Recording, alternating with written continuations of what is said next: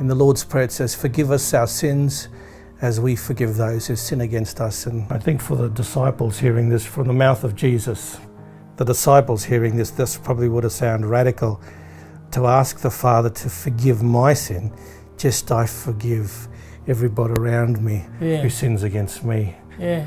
That's huge. Oh, it is. And that's what God might be inviting us into this Lent as we ponder the cross. Forgiveness. It opens up the opportunity for the possibility of relationships, the possibility of reconciliation, the possibility of communion. Well, that's probably the space where God sits, because opening up that forgiveness of sin, he does the similar thing to us.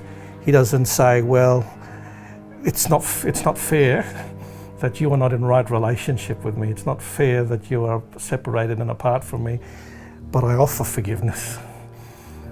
Exactly. To make a way open for you to be in right relationship exactly. with me. It's the first step, isn't it? Forgiveness opened up the way. So much of reconciliation is tied up with grace and forgiveness, but also confession of sins as well. Our forgiveness releases us. Yes. And it releases us, and so that we're not victimized by our own anger or guilt or torment.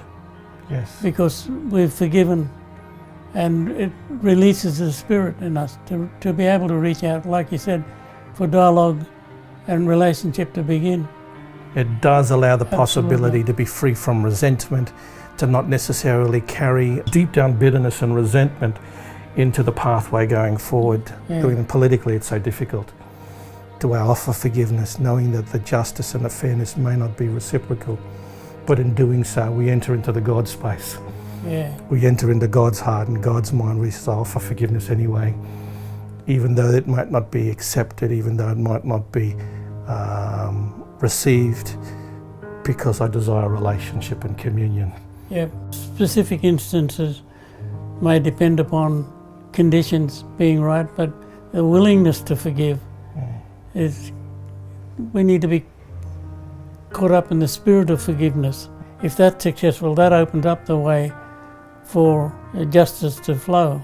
The impact of colonisation has virtually brought about cultural genocide for Aboriginal people on the east coast of Australia, and so learning to forgive was a huge step in the preparation for my ministry.